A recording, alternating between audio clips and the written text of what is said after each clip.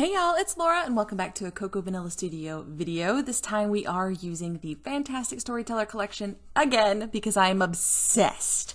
I fully admit that I am completely obsessed with this collection. I can't get enough of it and I am stretching it so far because I'm just determined to get as many layouts out of it as possible, and I am enjoying the heck out of it. Now, one of the things that I do to stretch a collection is sometimes I will cut lots of little strips and use little strips instead of big pieces of pattern paper, and other times I will fussy cut bits and pieces out of the pattern papers like butterflies or florals or just shapes like stars and hearts and use those to create backgrounds as well. And all of those little techniques just help your collection go a little bit further, and then you can use things like cardstock as your background, and that helps to stretch that collection out. So those beautiful papers can be used for way more layouts that way. Now on this particular layout, we are scrapping photos of my dog Gracie, who has passed, unfortunately. Both of my dogs passed recently, and I have decided to go ahead and honor Gracie in particular in this video. And I love animals. We've had pets my whole life. Literally my whole life, my family has had pets. And it absolutely feels strange not to have one at the moment. And it's been one of those like readjusting things to not having a pet in the house. And what really has thrown me, and let me know if this is you too, the sound of them moving around is not even the thing that I'm missing or just noticing is missing, but just the general energy in the room of there being someone else in the room.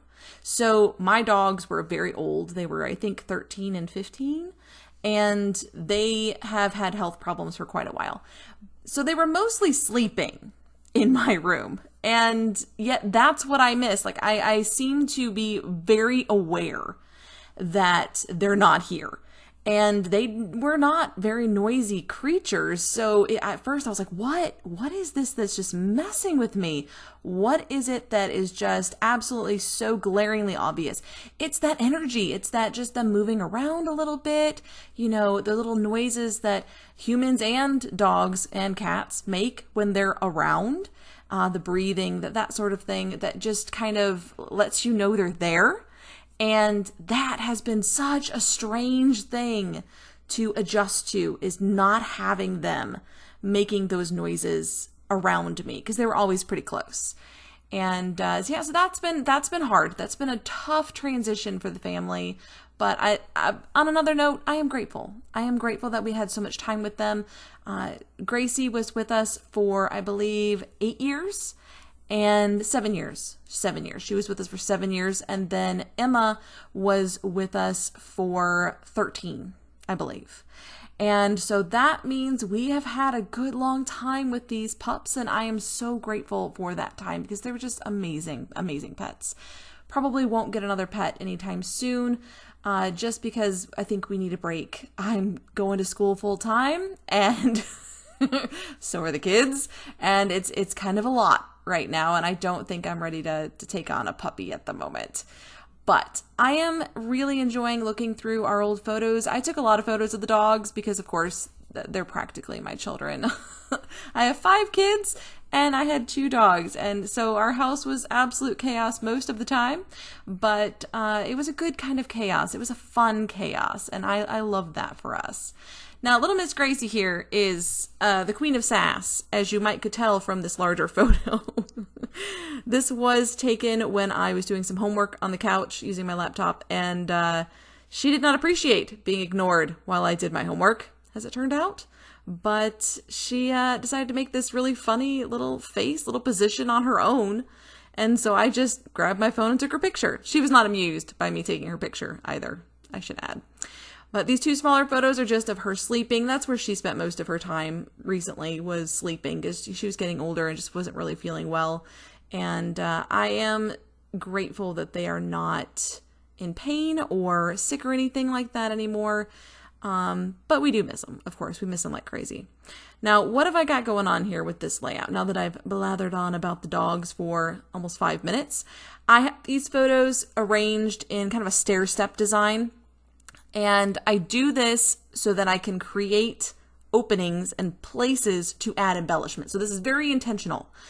I've added my larger 4x4 photo. I have two 2x2 photos next to it, and I'm leaving openings at the top and the bottom of those smaller photos, to the side of the smaller photos, that kind of beg for clustering. And that is a great way. If you don't know where to put your clusters once you've added your photos to the page, think about that first. Think about how you're clustering your photos together, or how you're clustering your papers and your photo together, so that you can create spaces that just beg for clustering, that just beg for a little bit of embellishment, because that will feel like a very natural place to put your clusters, and you won't have to sit there and analyze your page afterwards.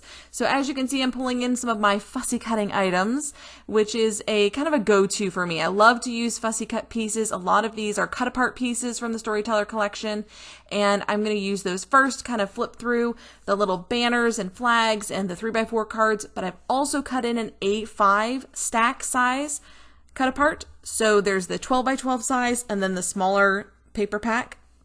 I cut apart both. That way I have plenty of embellishments to choose from. So like this little heart card that I'm playing with right now is from the A5 paper stack.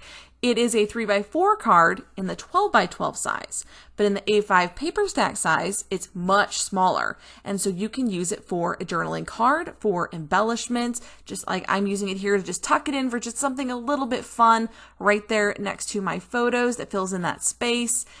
It's endless opportunities when you have so many embellishments in a collection, and I love that Zoe includes these cut aparts that can also be used as embellishments. On top of the 3x4 cards and the little banners, she also adds some little banners, some little like 12-inch strips, so like those little 1/2 inch or 1 inch, 12-inch strips, and I often fussy cut those out as well. They often have like a lot of repeating patterns, and I'll just fussy cut out the tiny little icons in there. And then we have the little word phrases and strips. I have those fussy cut in the red bowl, and I'll use those as well. So that's usually where I start, is I will go for the cut aparts first, because that's just paper. It allows my collection to stretch so much further when I have these paper cut apart pieces to play with first. And then I will dip into the more expensive embellishments, which of course we will do, because I absolutely love the embellishments in this collection. There is so much fun in this one. It has the wood buttons. We have the little puffy hearts. I absolutely adore those. Love the ephemera, 2 packs of ephemera. I mean, there's just so many pretty things to play with. And then you have stickers. So it's just sometimes hard to stop and go, okay, Laura, you can't use all of the things on one page. But oh, do I want to? I really, really want to. And this is one of those layouts where I really wanted to. I do end up adding quite a bit, I think. And I love how this one turned out. It's a very simple vertical layout, which means I've created a background using just strips of paper in a vertical pattern and a vertical direction, and then added my photos on top. This is one of my favorite go-tos.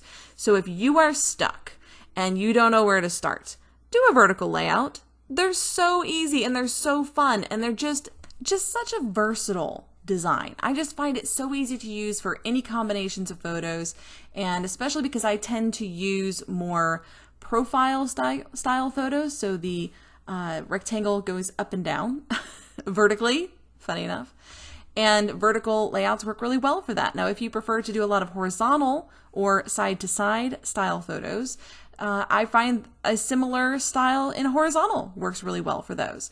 So you can take these strips of paper and run the other way.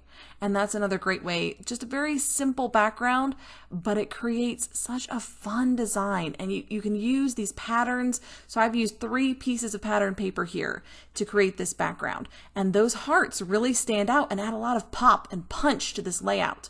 But the nice solid color designs in the background, they're not solid papers. They have little bits of design on them, but they're solid colored. They kind of tone that down just a little bit and add a little bit of a dimension with my layering of those strips behind the main piece of paper. Now, here is the ephemera pack. This is the main ephemera pack, and I'm going to bring in this lovely little banner underneath of my photos. I'm also going to bring in a little word phrase kind of subtitle there underneath the main photo. And this adds a lot of whimsy and softens the more linear look of this layout. Because I've used a lot of rectangles and squares, it has a very linear base, which is typically where I start my layouts. But then I've gone in and added these softer things like the doily and these embellishments that have rounded corners, and that softens that linear look and gives it more of a whimsical feel.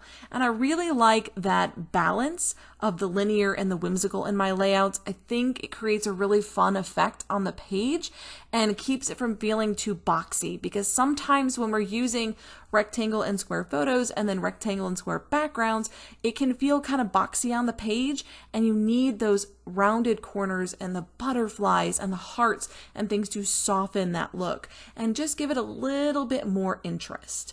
Now for my title, I decided to pull in the foam words, and I'm going to add it just underneath of my photos on the left side. So I have cut apart a word phrase from the ephemera icon next to that smaller photo, and then I'm going to add my title right underneath of that, and it's just going to nestle in there perfectly.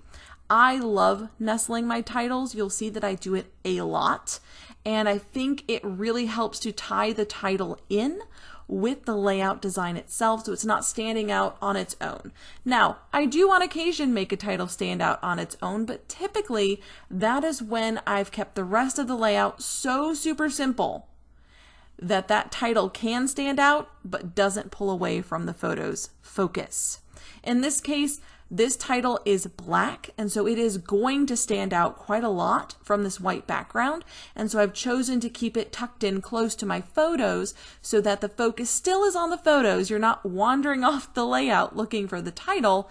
It's still nice and close to my photos. My photos don't lose their focus, their focal image status, if you will, of the layout. So this is going to say, "You are so cute," and I'm just going to arrange my words just to kind of follow the line of that yellow strip of paper in the background and the side of my photos to help it nestle into that spot perfectly. Now to finish off this layout, I am going to add some detail work, and that's just those last little bits and pieces that I add around my clusters in particular to give the finishing touches to the layout. Off camera, I have gone ahead and trimmed off the white edges on my banners as well as some of the other embellishments, because I just prefer my embellishments not to have the little white outline. If you like that, that's totally fine. I just find that not having that white outline helps it to blend in a little better with the layout and not stand out too much, because again, I want my photos to be the main focal image at all times. And if I have some stickers or some icons that have that white outline, I find that they stick out quite a lot on a pattern paper background, or in this case, a pattern paper vertical strip. And so I just trim that off, and it blends right in, and it looks quite nice.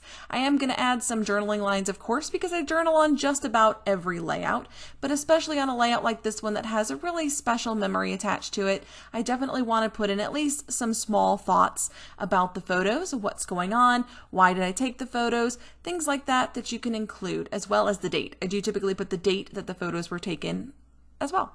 Finishing up with some scattering and splattering. Those tiny little details were my scattering, and now my splattering is in 2 stages with Nuvo drops, usually in gold, but I do use some other neutrals as well, and then some Heidi Swap Color Shine, which is just a golding spray, and I use that to splatter around the outside. It just gives a really nice whimsical effect and finishes off the layout for me. That's just one of those steps that really for me makes it feel finished. That's it for this one. Be sure to check out the blog at cocoavanilla.com.au for more photos and some more details about this layout, as well as inspiration from all the other designers. Until next time, bye y'all!